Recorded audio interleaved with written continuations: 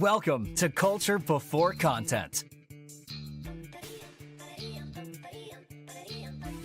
Culture Before Content, from Music for All and presented by Yamaha. And now, here's your host, David Duarte. Hey, welcome to the show. I am David Duarte, your host, and I am excited you are here. Whether you're joining live, catching a rebroadcast, or listening to a replay, your presence truly brings this community to life. At Music for All and within the Culture Before Content community, our mission is to create, provide, and expand positively life-changing experiences through music. Now, just a quick reminder, we go live every Sunday. If you want to catch the show live, head to the Music for All Facebook page and check the events tab every Saturday to see what's coming up. You can also watch and join the conversation using the YouTube link on our show page. When you watch live, you can jump into the comments on either platform, say hello, ask a question, or share your thoughts. It's great. We love the interaction. But after the live broadcast, audio-only episodes are released every Monday on Apple Podcasts, Spotify, and other major platforms. No matter what, for audio or video, you can always find our episodes at musicforall.org/podcast. Well, let's get to the show. That's the best part. We are so excited to welcome Mr. Eric Jimenez to the podcast. As a music education consultant, podcaster, and founder of Revival Music Project, LLC, Eric has over 15 years of experience in transforming music programs through fostering culture, engagement, and excellence.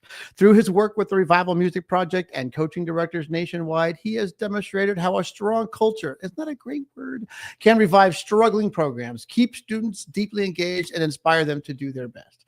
As a band director, Eric has led ensembles to top ratings while creating communities where students feel genuinely connected and inspired.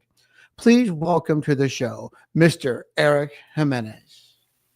What's going on, David? Hey, Eric, welcome. I'm so excited. I love getting to the point where I get to actually talk to live people. You know, you're a podcaster, isn't? I know, and you, but unfairly, you have somebody else to bounce something off of. So, for sure. and so I get myself, and what I get, usually I talk to myself, and I get in these really weird arguments. I'm kidding, but there's that part of the show where I finally get to the guest, and I'm like so excited.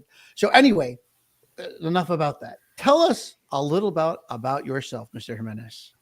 Well, man, first, thank you for having me. Thank you. An honor and a pleasure. And I still, I'm working on it. When people read like my bio and those kind of things, to accept it, as a way that people are shouting me out. So to just kind of expand a little bit about who I am, I'm a proud son of immigrants. My parents are originally from the northern part of Mexico, and Chihuahua specifically.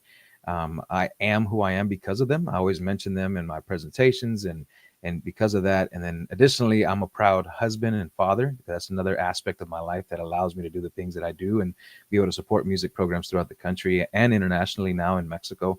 And then from there, I'm just a kid who loves music. And, Justin and I, my co-host on the podcast, have talked about that. We just chose music as our vehicle to create better people. That's kind of our mission. It was like he and I could have been a PE coach or a geography teacher, and we would have found a way to still connect with students, especially through culture, right? And that's something that's been a premise of my upbringing, whether it had been lack thereof, and trying to bring that into the classroom in some way, form, or fashion. So, kind of the culmination of all my projects, of what I do now in music ed is a reflection of that, whether it had been the lack thereof or what I still feel needs to be done for the next generation, even though I might not necessarily benefit from it. Well, what I hear. By the way, I have to shout out to my family. My family side is Sonoran. We're all from Sonora. We came up. Nice. I came up a little slower, and then here we are. But the part of bringing that culture, I love actually the culture of culture. Almost is what I would like to say. Is like who we are is who we want everyone else to share and share our experiences. As a band director and myself, I think I became a band director, and maybe we can talk about this. A band director for me came about because I wanted my experiences to be shared with, so that everyone could kind of have that experience. And even as a band director, share some of the experiences I wished I had. And it sounds like you've incorporated a lot of like your personal upbringing into who you are today. Does that sound like a little bit right? Oh, very much so. It was, there were at times I was discouraged from even entertaining or playing what I would call my music, my life soundtrack, whether that's conjunto music with saxophone from Chihuahua, right? Or playing mariachi music and hearing these myths that, oh, if you play that style of music, you're gonna hurt your chops, right? And I'm like, well, wait a minute, but I know some really good musicians that do that, right? And so I was torn, kind of in this dichotomy, if you will, of like within, especially within the Latino culture, many of us are taught to respect our teachers, full stop. It's like whatever they say is golden, right? And so I'm over here trying to navigate. Wait, but my dad stands up at every family function when we hire mariachi, and he sings El Rey and Correo Chihuahua. But then I'm over here being told, hey, don't do that because it's going to mess up your classical chops, right? So I'm now in a space that obviously is using research and anecdotal evidence and all those things that say, like, yeah, by the way, not only is that not true, but here's the peer reviewed data to help you inform that. Oh my gosh, bringing data to the world. That's what kind of word is this? I mean, I was just thinking to myself, because I think about just this as being a band director. I get conflicted because for some reason I'm known for my jazz side of my Okay. of my Got some career. jazz chops, yeah. Yeah, I technically do, but I am a completely classically trained I'm a classically trained saxophone player. But I learned my jazz because a part of that was just learning the culture and learning some of that success. But I think of it that way too, is like, well, if you're going to learn to play, you're going to play flute, you're going to ruin your saxophone chops. And I'm like, I don't think that's how that works. I don't, I Yeah. really, and to me, I think my Broadway show experience also says no, that's not true. Hello. It one helps the other. It's just that it's those stylistic things that make it different. And I think that's amazing, because I don't understand why people get so one-sided, like this is the way it is. If you don't do it my way, it's the highway kind of standpoint. And that's some of our own experience as band directors. If you don't do it this exact way, then you can't possibly be successful, because the only way to do it is this one exact way. And I think some of what I hear is that that's not true. It's my experience and my belief in what music brings is where the payoff starts to come. And to that point, David, I empathize with them, right? Because they might be struggling for numbers, right? And so if I'm over here offering a whole other person or a whole other genre of music, and you're like, well, we don't even have band kids, right? But that's where I help with the peer reviewed data. It's like, yeah, but guess what? If we start that, we're attacking the 80% that's not being serviced through the music in our school, and then we're able to pull from that set of students, and then hopefully influence them to do your thing too, right? And then it tends to be true 9 times out of 10, man. It's coming out that those programs are actually benefiting from starting a mariachi program, and then it is consistently right now the fastest growing ensemble that we're implementing in our school music systems, and we're not producing enough educators to fill those seats. Well, I at my school, I started a music production side of my school, because I was talking about this to one of my colleagues about, there's more to life than band, orchestra, and choir. And there's more music out there than band, orchestra, and choir. And sometimes, a lot of schools, especially even out where I'm at, there's just band and choir. Yeah. Orchestra takes us the backside. And I think it's amazing that we could bring something. I would love to start seeing more mariachi groups, even where I'm at. It's such an amazing world, and the music is different. But then it goes back to that thing. People are, do you think, maybe it's a question, do you think people are afraid to try something because it's unfamiliar? Oh, hands down they are. I mean, I'm in grad school right now, and I've had situations where some of my professors where I'm just that guy that will ask questions. That's why I'm partially paying the tuition, right? Like you're supposed to give me those. And so I remember learning about we were talking about the order of the mass, right? We were going over some review. Right. And I was like, well, hey, can we talk about the mariachi mass? And they were like, well, one doesn't exist. And I was like, well, that's funny, because I had it at my wedding, right? Like I was like, instead of you taking the time to say, I don't know, but I'm going to go find out, like a good educator would, So I do know, especially within our space and our profession, that we're so deep rooted in tradition that at times when we say, hey, here's this new thing, it starts threatening our identity. And because of our identity is so, to your point, only within those confines of I'm a band director, full stop, or I'm an orchestra director, full stop. Why don't we, expand that and say you're a music educator, right? Like, what are you going to go sit down and maybe clunk out on the piano, even though you're just slightly proficient when your 4-year-old is starting to learn music, right? So are you going to say, oh, I don't play piano, or you can just try, right? And that's sometimes where our perfectionism and the ego in our profession holds us back from just doing music. Right. And that's something that I myself am trying to do better at. I admit that I used to be some of that I carried a somewhat of an elitist conversation at Right. times when I would get exposed to ensembles that I didn't agree with their performance. But then I got to a point where I was like, wait, am I adjudicating them? And if I'm not, let me just let me enjoy what the purpose of this is for. And so that's where my thoughts started opening up to banda music, banda sinaloense and Mm. tamborazo, because that has a little bit more of a I would align it a little bit more to a brass band from New Orleans that has a little bit more edge of the bell, right? There's rawness to the sound, but is nuanced and appropriate for that ensemble and that style. So I'm still working on it, right? And that's where I still try to help people. Like, hey, I am the through and through band director. To your point, David, I'm a jazzer too. I had the lead jazz ensemble at Prairie View A&M University. Shout out to my alma mater. That's kind of where I fit in my lane.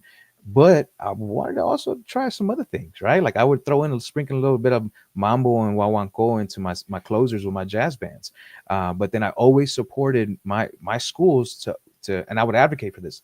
I shouldn't teach it, but let's hire an hourly lecturer to teach mariachi, right? Those are the kind of I would find those unique pathways to still create access for those students. It's funny you say that because I was on the All American College Band at Disney, and the only song ever that ever caused us any struggle was a mambo, because nobody knew how to feel what a mambo. Hey, beat four is kind of important, kids. But how are you supposed to know that if you're not listening to that style of music? I will never forget Johnny's Mambo from Dirty Dancing, the only tune that took a band down. And it was, rhythmically, it looks super easy when you put it to rhythmically, but you start going, why am I feeling this? What's going on here? Like it just crashed and burned. But I really think the students get invested when you bring some of those cultures into the part of your curriculum. One of my cool examples was back when I started the program I was at now, I didn't have a strong bass player, but I had a killer tuba player. So I gave him a sousaphone, and he just started. And I just said, here's how to read some chords. And guess what happened? He figured it out. I did not tell him what to do. I showed him I basically said, here, roots on downbeats, figure, he play some fifths. And he just took it and went with it. And all of a sudden I'm like, oh my gosh. I literally, I've learned sometimes that the accidental things I say have more of impact than the intentional things that I say, because it exposed that student to more of a style. And then it took his own culture and brought it into the jazz band. And then it became, oh my gosh, tuba is like the tradition of that school, because he started a powerhouse of playing those tuba parts, playing, rather than playing, concert B flat on whole notes. This guy's playing every beat, playing everything, accents here and there. But it was just amazing and I got to open him up to those different mariachi. I showed him by that, and it was crazy. And so, do you have any, just curiously, do you have resources, or do you have any we've talked about it, but maybe some of our listeners do have any places to go of stuff that we've mentioned already? So yes, part of that is where I've launched Armonia. I was starting to pretty much like commission and pay for arrangements, and friends were doing the same thing where they were pulling money out of their own pocket to make donations and contributions. So in my experience of traveling within the last 5 years in the circuit and meeting some really cool people, what I found out is that people are doing good work, but in silos. So I wanted to find a way to create community. And then once I've had that experience, I've had some opportunities to go down to Mexico with some of those colleagues and contribute and collaborate with those musicians down there. And so when we've been down there, it's kind of one of those, we sit down and we kind of plan the next thing, like what else can we do to contribute, right? So my network within that is I don't want to be the guy. Like I got to a point where my co-host Justin and we were sitting at a conference, and we're like, dude, do you want to be doing this like when we're 70, like 75, right? And we're like, nah, bro, like we're good. Like we like what we're doing, but we want to get to a point where we're opening the door for the next one and the next one and the next one. And something that we've challenged within music ed and all of our profession is, why do we have to wait, right? Like we have to wait to have 30 years of storied success, and then you're kind of told, now you can go present, right? Now you have a voice to say something. And Justin and I started challenging that when we hit record on our podcast. And so that experience, and we attribute all the success and the exposure that we've gone through the podcast, but we don't deny that those opportunities, every time we meet somebody, So I have great friends that are arrangers and composers from Texas, from Nevada, from California that actually work in that. So even though I could do that for you, I put you in the hands of better people because they're in the network. When it comes to the Banda Sinaloense stuff, I got a shout out to Johnny Miguel out in California, Oaxaqueño by herencia, from his heritage is from Oaxaca. And so he actually is getting a graduate degree in composition at USC this fall. And I think it's a second master's, and he has a master's in jazz performance on trombone. But he actually writes those valve trombone charts with the backing track on YouTube, right? And he Wow. sells arrangements, and so he has the peso pluma stuff. He has all the stuff that you can think of when it comes to those popular ensembles. He's transcribing them. He's putting that because he's applying the skills that he learned as a jazz performance major, transcribing charts, to What? his, culturally relevant thing, right? And that's kind of one of the other part that I want to encourage folks to do is like, there are things that we learn in our traditional sense of School of Music that can be applied to the things that at times might not be present in the curriculum that we've experienced. So if you're coming into your point, David, like, man, I used to record, I used to DJ, I used to make my own beats, but I'm really good on classical trumpet, right? Like I also really rock with that. And so why not create that space in addition to? And a lot of times people assume that I have this mission to get rid of the traditional way of doing music ed. Are there certain aspects of it that we should probably stop doing? Yeah, but I benefit and still do from that traditional aspect. And so I'm saying it should be this and that's kind of an ongoing premise of who we are and within River Bible Music Project, Armonia, and anything that I'm involved in. If I get people on board with me to rock with me, it's like, hey man, we're not going to go and take over anything. We're going to go collaborate. We're going to go contribute. We're going to give what we can, but we're also going to receive. And it's paid off dividends, because I think you've had this experience, David, that you've had a clinician come in and it made you and the kids feel worse, right? Like I was like, I thought we were supposed to pay you to make us better. And I feel like, like I just got chastised and whipped over. And so even our approach through consulting is this half glass full. Like I tell all my people, it's not our program. At the end of the day, they do what they choose to do with it. We're there to provide the solution. So even when you give feedback, say, hey, I like what you did there, but consider this, and consider this, not even a but. We even coach them to not even implement the word but, because it contradicts what you just said. That's funny you say that about I think one of my last clinics was one of those ones I looked around and I looked at my you know who the best gauge of clinics? Your students. Yep. Because my students every day expect everything to come to them or get something out of it. And so when a bad clinic comes about, they're like, what did we just do? What just happened here? And I wish we had like a little clinic manual that says, make the group feel better when they leave, no matter what. Because I think that's, there needs to be a little clinic because, as I said, there's like the ESPN style of adjudication sometimes where it's like, hey, here's this error, here's this error, here's this error. It's like, okay, I heard those two. Some were new, some were old. I was trying to hide it, but oops, I missed that, some of those things. But I really do think what you're saying and the heart of it is like speaking to me, because I believe in, my job is not to create the best X, Y, and Z. My job is to make lifelong appreciators of music and using music as my resource to teach. And I always say that I don't care if I do things different. I don't care if my pep band sounds different. I don't care if my concert band's doing, I do things with purpose. And if my kids learn and my kids enjoy music and my bands are doing great, that's what it's about.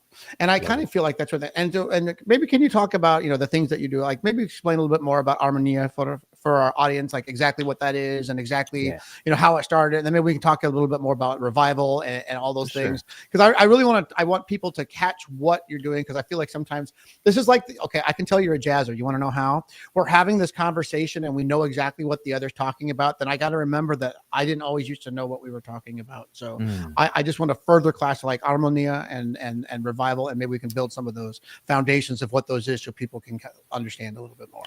For sure. So Armonia was an idea that I've had within the last 2 years. I've been toying with it. I used to be on the CMA Foundation board, and so that's where David and I got to run into each other, meet. But well, it was a virtual run-in. The virtual, yes. It was a COVID run-in. But I started just kind of seeing people do really good work, and I was on that board, and it's great experience. Shout out to Tiffany Kearns, executive director there, and just the work that I started seeing, I was like, wait a minute, but there's still a missing component, right? And a lot of my research within my doctorate is based on Latina music education, and so that I was reading these scholarly journals and finding out my lived experience was reflective in data, right? It was one of those like, Okay, yeah, we might be the fastest growing student subgroup and student population in the United States, but we're not participating in instrumental music at the rate that we're increasing in population. So then it starts saying it's not focused on that. So I'm over here like, what's missing? It's the compositions, it's the arrangements, it's the experience, it's the training, it's the exposure to those musicians. So Armonia is going to be a nonprofit specifically getting funds, grants, and donations to be able to just give it back to the people that will do good work with it. That's my mission with it. It's one of those like, how can we get as many monies to do good work and then go find those people that are in silos that if they just had a little bit of support, right?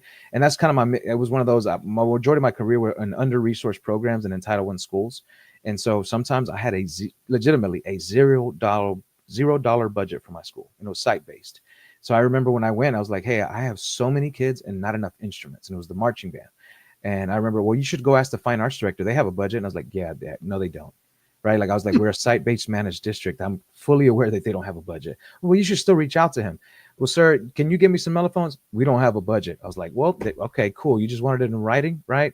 And so that experience taught me that if I go and fundraise and get this $1,000 out of a barbecue plate sale, I was able to not only pay for their bus, but that entry fee to go to that marching contest that led them to have a better run at UIL. Right. And it was because of that experience of getting those nerves out.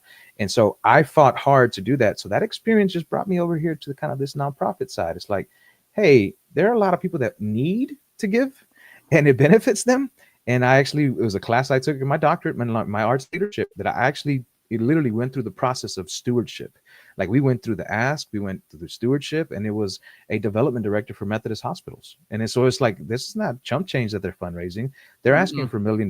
They're asking for multi-million dollars, and they're making sure that these people are being celebrated and taken care of. So through that, I'm implementing what we would expect sometimes through the Latino culture of stewardship.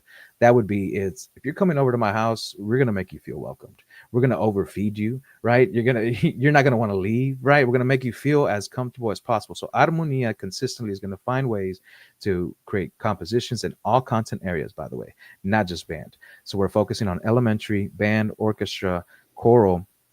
And I have some of the top people that are in those spaces, whether they did it through research or they're practitioners or they're the key folks within the ORF or CADAI space when it comes to Latino and Latina music ed. Did you grow up through finding this network of people? Because that's what I've learned is like, I think I'm the same way. I'm a question asker. If like, I don't know something, hey, hey, a teacher, I have a question. I want to know blah, blah, blah. And they'll give you things. But like, we talk about, choral, talk about band, we talk about orchestra and all these people, but did you find it? Was it just where you grew up and then you started meeting people? Where did you get this skill of networking? I think is my question. That's a good one, man. We have a question. Oh, wait, hold on a second. I'm going to write this down because here, Mary Hernandez just popped up. Could you discuss creating opportunities to position students as experts within ensembles we are not experts in? I do want to, I got two things going here because number one, maybe Patrick, you could bring that up in a second, but I do want to really solidize because I really feel like my success has been my networking ability and I don't have an answer of why I have the ability to do so.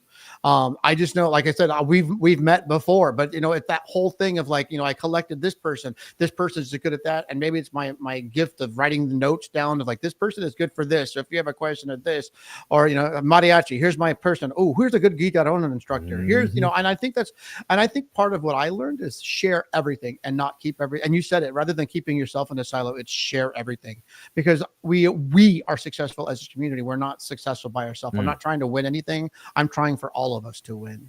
But is it just something natural that you've done with like connecting your people? Is it maybe where you went to college? Was it just the area you taught in? David, I got to tell you, I got to be honest, it's a culmination of everything, right? Like I started thinking about my event with Fito Olivares, the cumbia artist that we honored. It was because I went to high school with his son, right?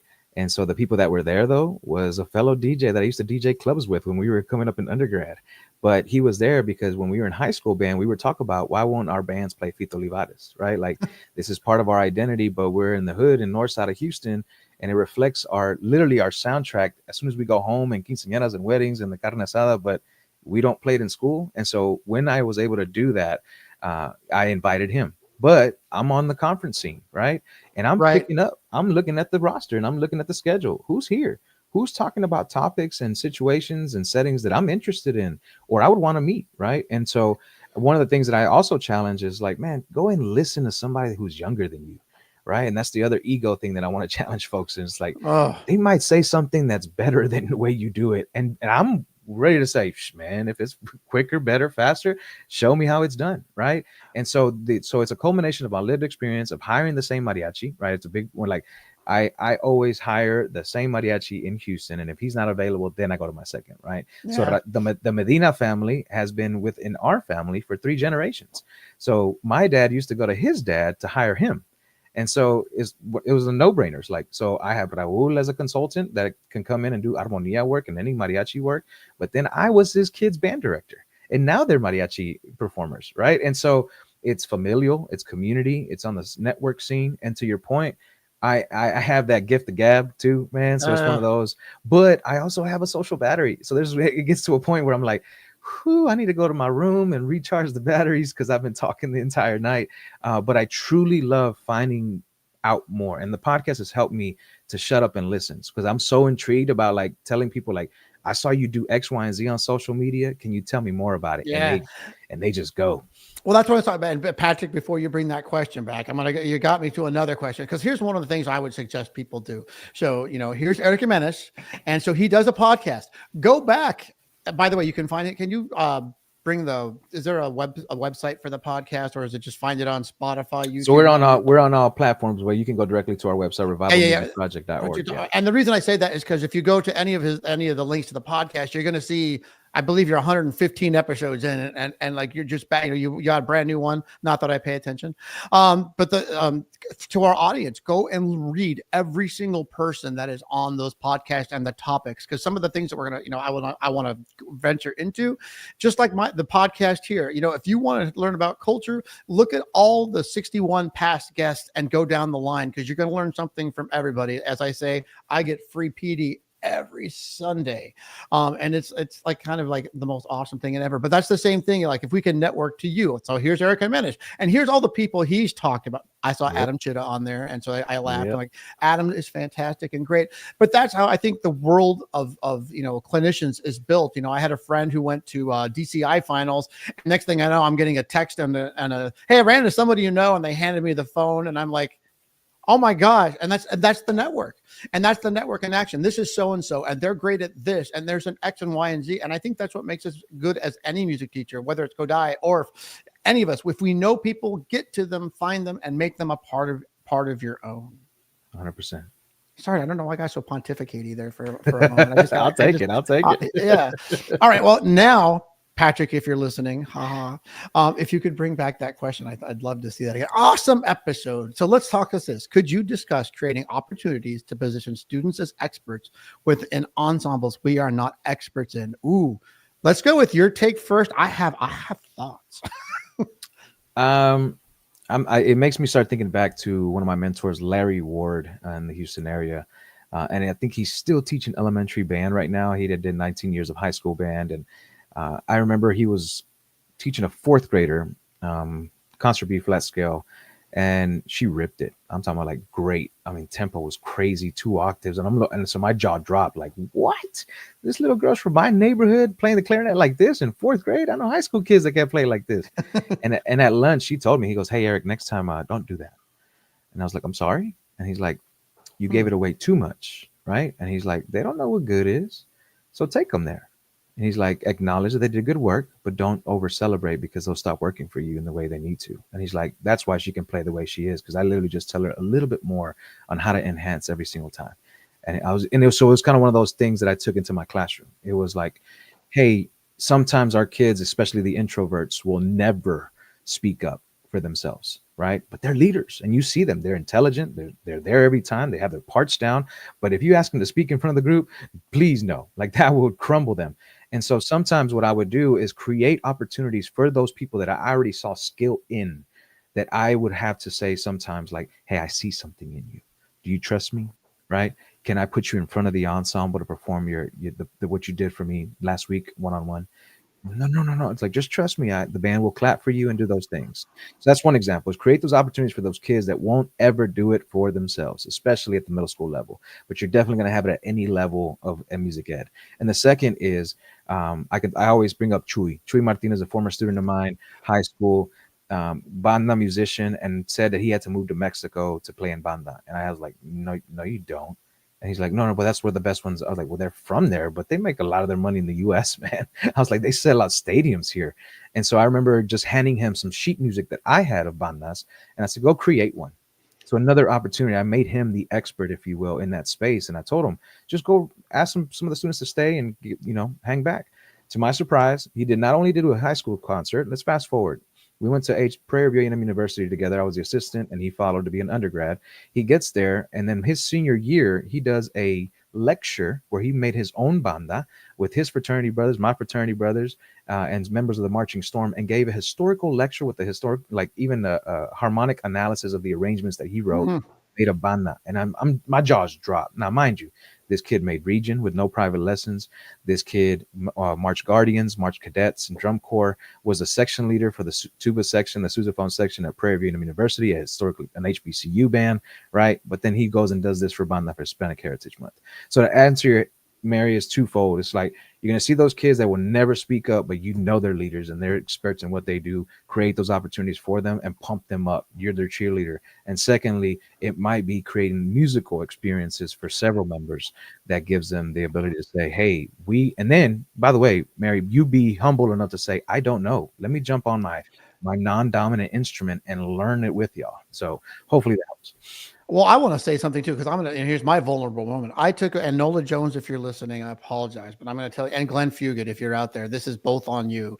But I took over the Nashville School of the Arts, and they handed me the orchestra, like the really good orchestra program. And I had 0 years of experience. And I can tell you right now, my violin chops, no. But here I am teaching orchestra, and here's what it says: creating positions for students. I took my principal violin player and turned them into everything. And I just did it. I just appointed them and let them have it. And I told them, this is what you need to do. This is what you need to be. I need you to do the bowings. I need you to do all this. And guess what? The kids never knew I hadn't taught orchestra before. It took 6 months before I told them. Well, then COVID hit the next month, whatever. But my point was, I gave that student that position out of my own self-preservation, because I know I like teaching music. Maybe you agree, disagree. I think music is the easiest part of our job. I think actually the technical part of it is the hard part of it, and the people part of it is the hard part of it. But just when I didn't know something, I just appointed students. And like, speaking from my jazz experience of being a classical musician who learned jazz, transcription work to me is the key to getting kids to learn how to articulate, how to get kids to improvise, and how to kids to learn how to play the music in the style that you're supposed to be playing in. Like Latin has a certain way, swing has a certain way. There's all these rules, but I was not an expert, and I still don't claim to be an expert. I mean, I guess I'm a pedagogy expert, but I don't claim to be an expert in the playing side of it. But I know how to make my students do it, especially improv, especially just put the kids in charge and have them bring it. But I think giving of yourself, and like you said, tell them what you're not an expert. Show vulnerability. Yep. Oh my Lord, oh my gosh, I got to make it a thing to learn viola before I retire, because I think that would be the ultimate. Not only would I have to, like, I mean, I guess I can read it good, but I can't read it, and like but I just don't think there is a wrong way to create opportunity for students to be experts. You don't have to be an expert. I feel like as a former administrator that I could teach somebody how to teach music without being it. I don't know if they would be the best at it, but I feel like I could keep providing that opportunity. But you're not expected to be an expert. I don't think you can be a great jazzer, a great classical player, a great violinist, a great clarinetist, a great percussionist. That's my thing. I don't think I'm the greatest percussionist in the world. I know enough, but I know I'm smart enough to know I'm going to hire somebody to come in and help me out, or like give me lessons, or do something. Or like when my color guard person had to resign and move, I had to learn to teach color guard. I went and got lessons from Arizona State University from one of the color guard people, and they taught me, and I taught myself. And next thing I know, I had a lot. I mean, it's just put yourself in the place. You don't have to be an expert. You just again, it goes back to our conversation before. Find other people, network your way out of and you will find 100%. A solution. That's right. All right. Mary, that was a great question, by the way. It That was. one I could answer. Okay, let's talk about Revival. Let's talk about your music project. And I also want to talk about your clinicking and going around and some of those amazing things that you do with programs. Because here, first off, let's give you due where due is due. Is that the right words? I don't even know. Um, you are a band director. You've Yeah, man. had success. You've and you're, to me, you're young enough in my heart, but you are such an expert. But you've already been a band director, and now you're going around and you're providing that expertise. Like, it's kind of like Mary's question: when I'm not an expert at something, how do I find it? Well, let's talk. Let's go. There's your jump off. Revival, Eric. So I started off by getting asked to do my first presentation, and it was like, "What do you charge?" And I was like, I don't know." Like I didn't know people charge to do presentations, because it was the culture of hopefully I get to present at TMEA one year, right? Like it was, we actually had an episode one year that it was like our sixth or seventh episode that we kind of called out our state organization and challenged them in a way that says, hey, you need to have more programming reflective of the state of Texas. And then literally the very next TMEA, we were on stage having a live podcast. And so I say that because it started happening kind of organically. It was kind of like, hey, Eric, we would like to come out and clinic, and what do you charge, right? So I started asking, like, hey, should I have like like an LLC or my own business? They're like, yeah, like you're spending money, dude. Like you're getting paid, and needs to be, and obviously, my first couple ones, it was 1099. I just filed it with what I needed to do. So it started off with me getting asked to clinic. And so then we launched the podcast. And so I pretty much funneled all the funds to launch it. And Justin came through. And so all the funds have been managed through that as well. Then I started getting to the point where I was like, I'm getting a little too busy and I don't have the availability, right? But to the other point, it was like, but I got this network of people that I will put my name behind and will be a great representation of me as well, right? And so it just started happening like that. And it got to a point where now I'm working with specifically with districts as well, where we're sending consistent coaching and clinicking to their districts in under-resourced areas, or in poverty-stricken areas, really, but with people that had success in that demographic and that community and that in the reflective of those things. Because at times there are clinicians out there, but they're going to schools that didn't reflect their upbringing. And there's nothing wrong with that, but we have an added element that we can do and understand because we come from that setting. We were successful as educators in that setting. And then if it adds on, I also have academic folks in there that are researchers in that setting. So all of those type of things that happened is now my network of creating that. So then add on consulting of, hey, Eric, my superintendent wants me to start a mariachi. Where do I start? Right. And that's where I jump in. I was like, okay, cool. Well, let's talk instrumentation. Let's talk space. Let's talk buy-in, right? Like, do your teachers even want this? Right. And so I even help them with all that. And then it gets to a point where, okay, what about instruments and what do we need? And I'll list them out. I've done this for universities. I've done this for districts. And I help them, engage them and arm them with that conversation, because they're going to get that pushback of, we don't have enough kids to already pull from, where our numbers are hurting. So now it's become a music ed fine arts consulting company and a creative agency. Because even with that, I'm being hired to put on those events. Like, hey, can you help us curate this, Eric? And I'm like, yeah, let's do it. Right. We've just started dipping our toe into marching show design, specifically for HBCU style bands that want to still be competitive, especially in the Texas system and UIL, but also want to entertain their crowd every week. And it's a thing that happens sometimes, unfortunately, in our space, that they try to play the game so much in the marching band world that they lose their ability to just entertain. So they're playing this kind of very open show with a theme that's very hard to pick up, that has no melodic structure in there that anybody would recognize in the stands. And now you're having parents like, what just happened? What song was that? Right? Like, cool, I enjoyed that, but didn't really, right? So I'm now in a space that, and again, not me writing it, facilitating it, bringing people together, being able to arm them. So even then, I'm trying to help amplify folks that I know have this talent and put them in the right space, and then get them a contract they deserve for what they bring to the table. So how was your experience as a band director and moving into this consultant sort of thing? How has that transition been for you? Like, is it helped, and now you say you're also working on your doctorate. So like you've got your hands in like all these piles. I love all of them because I Right. love teaching, I love consulting, and I love Hmm. education. So I mean, I love to learn. And so like, going to college classes, if it was free, I think I'd be in college classes all the time. I really would. I love reading research and I love seeing all the data. And I miss going in and finding articles that support my own philosophies and saying, Right. well, it says right here, blah blah blah. So I mean, how does the band director help shape the clinician side, or vice versa? How has the clinician side helped shape the band directing side? That's a good question. So obviously, when I was a high school band director, I was busy to say the least. To say the least, man. So what I've done is recently I've taken on a new mantra, if you will. I've started to think of what would be my ideal week, my ideal month, my ideal year, and what job or jobs can I put in place to make sure I make that happen.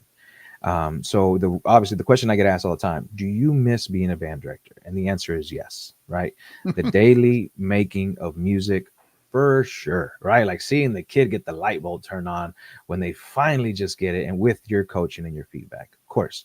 But the reality is, it was taking too much from me. Right, like it was getting me to a point where I was not being home enough. And if I was home, I was asleep, right? I was trying to catch up on anything to just keep going. So in return, I'm making sure now that I have the space for the things that are really, really important to me, and that's my family. And so my family has been put at the focal center. And then I've been able to structure my work environment to still be able to do all the things that I love. So I wake up really, really early. And so I knock out a lot of my personal stuff at like 5 or 6 a.m. I'm posting stories, I'm scheduling stuff. I record my podcast on Sundays. I mix it all on Sunday evening. All the things that we do, right, is not going to conflict with even my day job. And so when I do those type of things, it's getting me to a point where, and it goes back to what I said, David, it doesn't have to be me. But if I can Mhm. hook somebody up with that contract and connect those people, I know I was able to help facilitate that. And if I see the end product be better, then it's a benefit.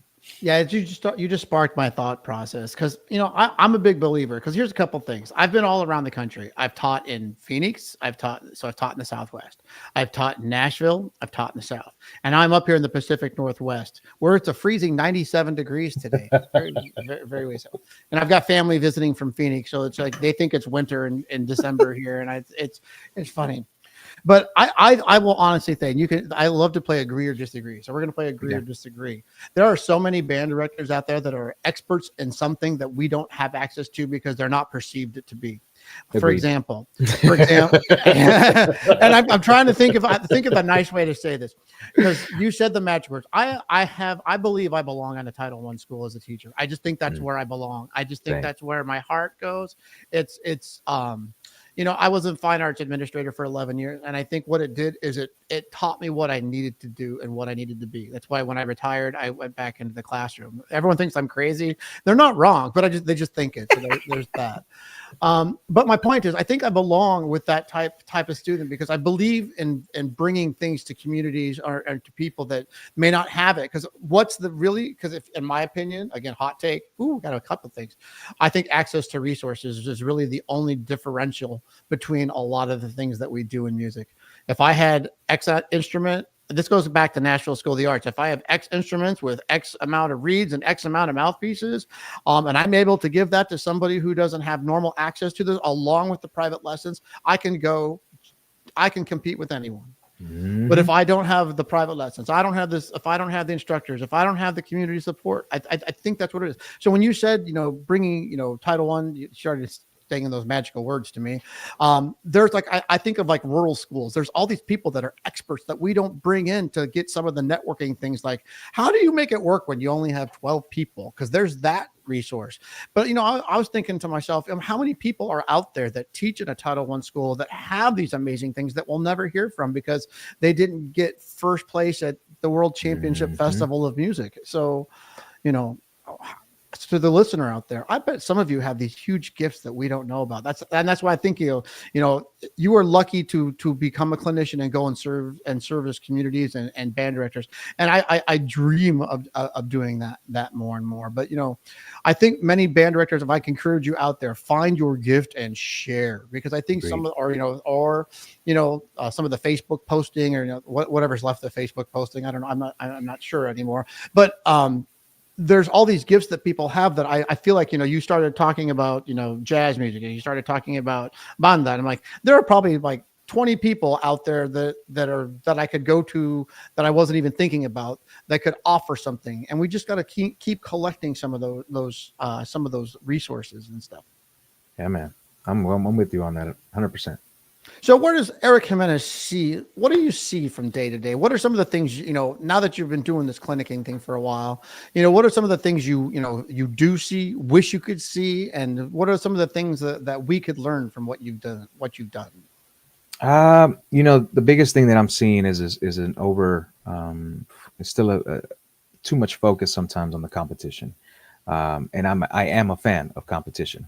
But we have to make sure that there's a healthy balance, and to the point where we're creating those opportunities for other musicking. And so I got asked this question. I did a guest lecture at Texas State University with Dr. Amanda Soto last fall, and she asked me, Everett, if you go back to the classroom right now, what would you do different? And I was like, I wouldn't spend so much money on my marching band show. Right. And it kind of like, I said to say that in Texas was like, what? Right. And I was like, but I could still like rock a really good marching show for less money, and it could still be custom. Right. And do the job and do it really well. But I could probably spend some of those funds on master classes. Because to your point, David, my kids, if I go ask them to go get private lessons individually, it's probably going to be very, very difficult, right? It's not impossible, right? Because I don't implement any deficit mindset on any kid, right? But especially because poverty is not a learning disability. It just creates other barriers and challenges. And us as gatekeepers, we should remove those barriers and find those solutions, whether it's through grants and fundraising. So, in my mind, though, that would automatically be different, right? The consulting has helped me see that at times I'm like, I get it, but you keep saying if they make a one, you keep saying if they make a one, right? They're like, no, I don't. I was like, you said it 4 times in 30 minutes, right? Like, so now what if? And I was like, you're pretty close to making a one, but what if you don't, right? These kids are now going to think that all the work that they did for months was for nothing. I said, so let's talk about progress. Was it better than your last performance? Was it better than yesterday? Was it better than your last run?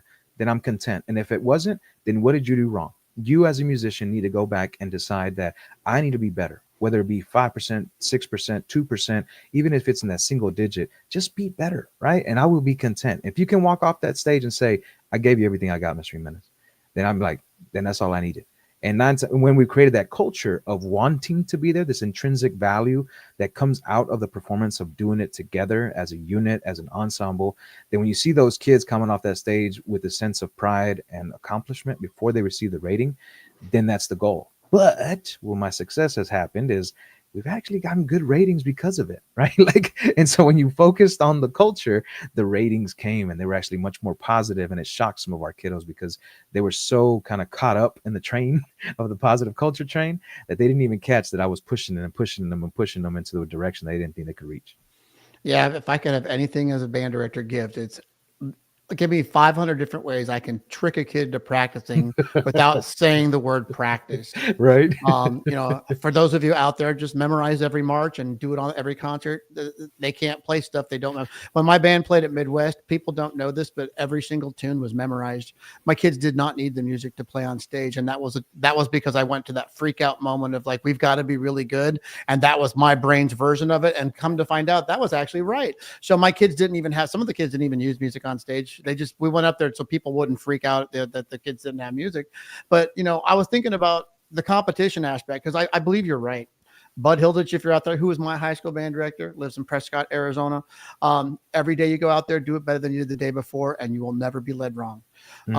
And so that's my mantra. So when competition, I really feel like there just needs to be like, I could have have 10 of us on there and just talk competition and go think, because there's a place for it and there's a place not for it. There's a superior rating versus excellent rating. It's like, we've turned a rating system into a binary, success and not success. Yes. And I almost feel like, when I taught at a school where I had kids taking private lessons, I had section coaches, I had all the above, the rating came every time. It was like an automatic. But I'm more proud of the kids that worked their butts off, were doing all the things that were said, and maybe didn't get a superior, maybe didn't win the festival, but boy, they worked harder than some of those groups that did. Because it goes back to me, morale and engagement. And I think that is almost the bigger metric of success for your band program or any program, is what's the morale and the engagement of your classroom. Because if those things are at a high level every day, it's going to come. And sometimes, like, when you take over a brand new band program, year one is, I always call it grin and bear it. You're doesn't matter what like it matters what they can do with what they give them. But every single time you go out there and you do it again and again and again, if it's better than the time before, eventually, I think you're right, the ratings are going to come, the success is going to come. But to me, and I will stick by this true and true, it is not my metric for success. Winning and superior is not my metric for success. 100%. Whew. I think that's my hot take for the day. I'll take it. All right. So what's on the future for Eric Jimenez? What does this school year have up for you? What do you have going on for you? So I'm excited. I've actually joined the ranks of a new music industry company. So shout out to Make Music, my team out there. So I'm jumping in there, right? So it's a great opportunity. So that's my full-time job now. So everything else lives around that, if you will. I actually have taken a step back from applying and presenting as much. And that's actually a little shocking to some folks, right? That I want to be home more, right? And I can do some things from home to connect folks and really focus on some events. And so I'd love to actually drop it here. Armonía will be taking over the International Marching Arts Symposium in Puebla and adding another event in Oaxaca. So that's coming in 2026. And then so from there, we're going to just keep pushing more things to happen within Armonía to just create community, empower people, create opportunities for musicians. I want to give more opportunities to my colleagues through my consulting company to go and present and give and serve and connect folks with good people, right? And then, David, this, it's like, it's a great hang, right, at the end, and I want them to meet the great people that I've met, right? Like I always do you need to meet so and so. Like I need to do the handoff, and y'all work together. And I take joy being able to sit back and see my friends and colleagues now collaborating, now doing things on their own, even without me. Right. Like I don't have to. And that's the part hopefully people are getting, that I don't have to be in the middle of it. If I get joy being able to sit back and seeing things happen because I was able to connect people through community. So then I go back to school. I'm in my doctorate program, hopefully about 3 more semesters left. Taking it manageably. I'm doing 6 hours in the evenings. And so, but then I'm making my evenings available. I literally just signed up my kiddo for Boy Scouts. And my daughter's going to be in dance class. So I'm going to be available for that. I'm going to be dropping them off every day, right? Because it's really early before I start up my job. So my year is going to look a lot more like family. When it already does. Like if you follow me on my socials, it's a lot of family, but it's going to be even more. But I do have some conducting gigs coming up. So I'm actually doing the Alabama Middle School, Alabama Bandmasters in 2026. So I get to go hang out with my friends out there in Alabama. And I'm getting picked up for some consulting gigs throughout the state. And mariachi is actually at the kind of the top of that, where people are asking me how to implement mariachi in their districts in the state of Texas. I wish I could go to all of that. I mean, that's the beauty of like, meeting people and doing stuff, is the more I hear stuff, the more, because that's what I think, thinking as a podcaster, the more I hear of other stuff, the more it excites me and keeps that spark alive and that fire. And that's why I love hearing about these things. I just wish we all could just share, I have a hard drive. Can I just download my brain and here, take what you have. You're going to have to clean it up for a while, but just, here, now, can I have yours? Yeah, I'd like to copy and paste it and then go about my business. So here's my scary thought of the day. We have been going a good 54 minutes and the time has just already disappeared.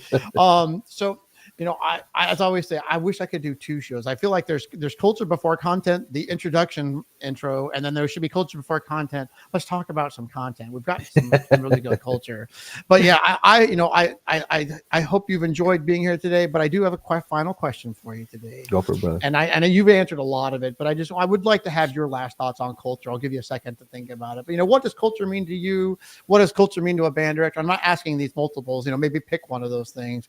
But what is your final parting thought for our audience and just this whole culture before content idea? So culture for me, and I gravitate towards my family and my ethnicity when I say that word a lot. And so because of that, I think of safety. I think of joy. I think of volume, because there's usually loudness there, a lot of loud talking, and but I challenge folks to say, what would a healthy culture look like for you? And then what would it look like for your students? And create that for both of y'all. I myself thrive in coffee shops. That environment, I love it. I'm a coffee snob through and through. I can throw some noise canceling headphones on and probably do 4 hours of work, like locked in. My wife would say, let's go in 15 minutes, right?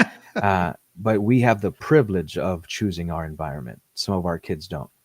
And so this is where I advocate for educators to create that culture that you would want yourself to be in and want to be in, for especially long hours, because that's a given, but especially for those kiddos and those parents in that community, because then everyone thrives because you're enjoying in the culture and the community that you've developed.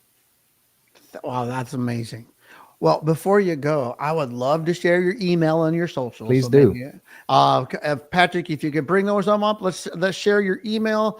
It's Jimenez it's Jimeneze 86 at gmail.com. I figure y'all can spell gmail.com.